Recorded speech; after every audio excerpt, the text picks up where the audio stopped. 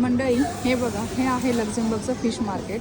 तर मी एका ग्रोसरी स्टोअरमध्ये आलेले आहे. तर इथे तर हे असं फिश मार्केट आहे.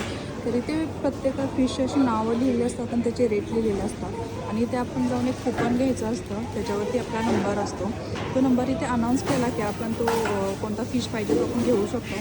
तर हे इथं असं असतं. आणि लक्झेंबर्गमध्ये खेकडे कसे मिळतात मी तुम्हाला दाखवते.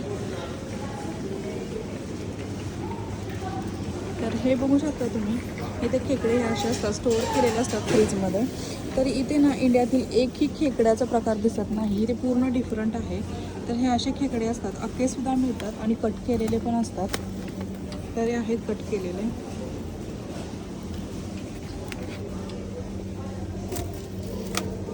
हे पण बघू शकता तुम्ही, हे असे अख्खे खेकडे असतात, जो की हा 11.5 युरोला आहे, जो 1 kg आहे.